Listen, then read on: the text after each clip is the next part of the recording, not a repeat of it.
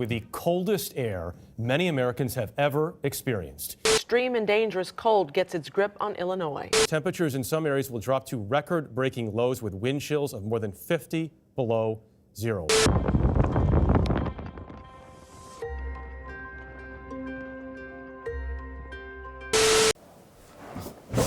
Oh gosh, it is absolutely freezing outside and it's terrible out. It is the worst weather. I hate it. It is so cold and I can't feel my fingers. It's terrible. It's like dangerously cold to go outside and I am not about that. Anyways, what's up guys? My name's Cam Casey and today, because it was so cold, I wanted to stay inside and do an editing tutorial and how I edit my photos. So I hope you guys find this useful as to how I take my photos and how I edit them. I think the two most important things are composition and editing when you're editing a photo.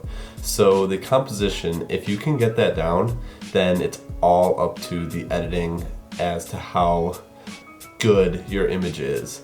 And if your composition sucks and your editing's good, it can kind of make it like an alright image. If your composition is good but your editing sucks, it kind of ruins the image no matter how good your composition is. If the edit is bad, then it ruins the image no matter what, I think. So I want to show you guys how I edit and how I go about editing my photos.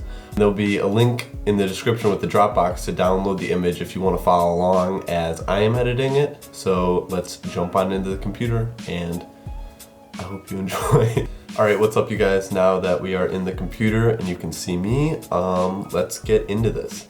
So this shot, you can see was shot, hopefully you can see my mouse, ISO 50, 16mm, f4, and 1/640th of a second. And here is the end shot. So that is after the edits, after I have put on all the presets and adjustments that I have made onto it. So we're gonna basically do this. I'm gonna tweak it a little bit now that I'm looking at it. But yeah, so it'll basically look like this at the end, and there is the start. So I'm gonna show you guys how I went and did that. So the first thing is I'm gonna change the white balance. I usually always adjust the white balance first. So I have it 6697. And if you guys wanna follow along and do the same thing as me, you can do that, or you can apply it to your own images, whatever you choose. So next I go into the green purple slider and I go -13. I always like to give a little bit of a green tint to my image. I think it adds more depth to it. I'm going to raise the exposure by 0.015 and I'm going to add the contrast up to +50. So now there's a little bit of contrast, it's a little green. Don't worry, it'll work out. I almost always bring the highlights down to -100 so I keep the sky, and I always try to keep the sky from being overexposed. So then I'm going to go into my shadows. I'm going to go +57. Whoops, not under that. 57. And I almost always, a good rule of thumb is bring your highlights down, bring your shadows up. And I leave the whites and blacks. So I'm going to leave the whites and blacks and not mess with those. So for clarity, I go -15. So I don't always bump it up, and most of the time I don't bump it up. I usually bring it down to -15 because I feel like whenever I'm posting it anywhere to social media or anything, it always over sharpens the image. So putting the clarity at -15 kind of helps it maintain even and not so sharp and like gross looking. All right, and dehaze I go up 7 to dehaze it a little bit. The vibrance I go up by 35, and the saturation I bring down by 31. That's a general rule of thumb. When I always edit my pictures, I go up in vibrance, down in saturation. So now I'm going to go into the S-curve section here, and for this I almost always do 2 additional points and I mess with all 4 points. So I do a slight S-curve. Now this part is going to be a little bit difficult to replicate for my final image, but I think I like the look of that. And then I go into each, normally I don't, but for this picture I want to go into each channel and I do a very, very slight S-curve for each channel here. And almost all my images have this curve to them. Right about there.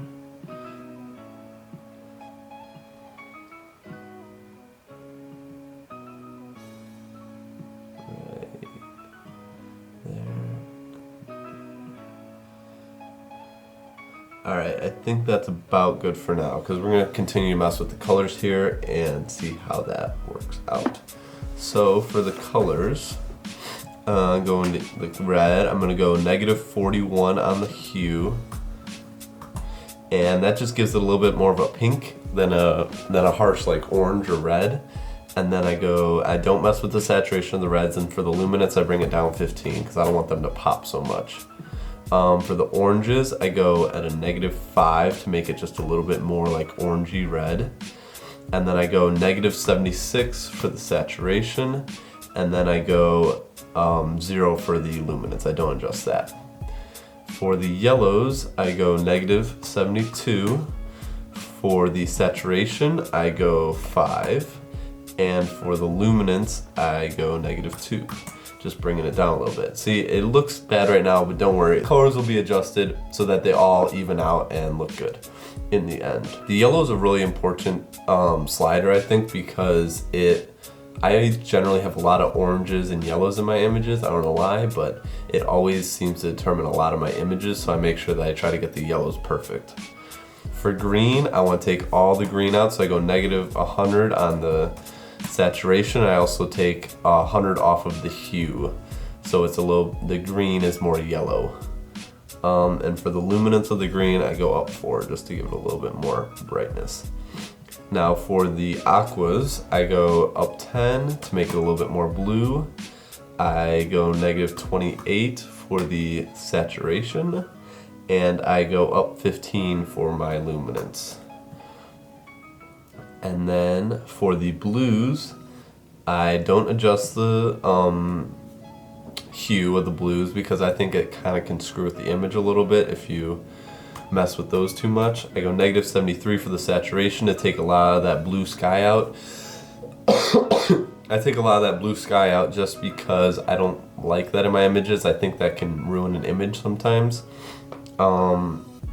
And then for the luminance, I go -16 to take away some of that brightness in the sky. For my purples, I go up 20 on the hue. I go down 100 on the saturation, and I go down 15 for the luminance. I don't want those purples to show up. And this is what I was talking about in my earlier videos about maintaining good Instagram feed, is taking out colors that you don't want, and I almost 99% of the time I take out the purples and magentas just so that doesn't show up on my feed, and that can screw with how it looks in the end. So the magenta, I go +30 on the hue. I go, whoopsies. I go 30 on the hue. There we go. And then I go -100 on the saturation, and I don't mess with the luminance at all. So now onto the split toning with the highlights and shadows.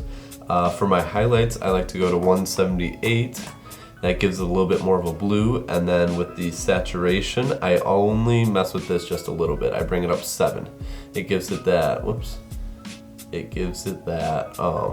cold feel, because the river's frozen here, as you can see, the river is frozen, and I want to give a cold feel. You can see the smoke coming off of the buildings and stuff.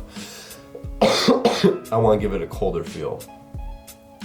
So for my shadows, I go 246, and that gives it a little bit more of a blue, and then for the saturation of my shadows, I go up 11. Now it has a real cold feel to it. And here's for my sharpening. So for my sharpening, I go 10, because remember I was talking about how just social media in general, and when I export to my phone, it always seems a little over sharpened. So I like to bring down the sharpness, and it seems to be appropriate. I shot this at ISO 50, so I don't want to mess with the noise reduction at all. I always remove chromatic aberration and enable profile corrections unless it really screws with it, but I almost always do that. And then for the cropping, I go level, just so it's pretty much RA level. And then for my vignette, I go -14. I stay around -14 to about, I go from like -10 to like -30 depending on how much vignette I like to do. So now lastly, for the calibration, camera calibration, I always like to mess with this, it's just like small final adjustments. So I go up for 54 on the purple, and I go for the red, I go -5. For the green, I go -24 and 0 saturation. And then for the blue, I go up 2 and down 4 for the saturation. So that is pretty much what I like. So let me adjust the crop here a little bit.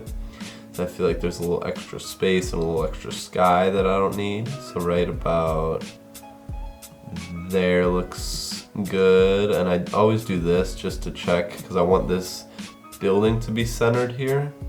So I don't want to do that, whoops. But I just touch this and make sure that's centered perfectly. So that's where I want my crop. And then if I go back to the original image is a little bit more green, as you can see. So I think that the original image is a little too green, and this one is, whoops. And this one's a little too blue. So what I'm gonna go back into is my tone curve here and play with that a little bit more and see where I can get it to where I like. Right about there. So with the tone curve, one just thing to keep in mind is very small adjustments are important. You don't want to adjust it a lot because the smaller adjustments you make, it will make a big difference in your image. So for this image, how I did the tone curve and stuff, I'm gonna dehaze it a little bit more just to give it a little bit more punch. And I'm going to make it a tad more green. I'm gonna bring that to -18. And that looks pretty good for me. So here is the final image. I hope you guys enjoyed me showing you guys how I edit my photos and what I do and what the process looks like for my editing. I hope this helped you. Remember, if you want to follow along, you can download the image in the description, or if you just want to put your own edit on it, you can always send it to me. I'd love to see it. You can send it to my Instagram at itscamcasey. I'll definitely check it out. And thanks you guys for watching. I hope you guys enjoyed. See you in the next video. Peace.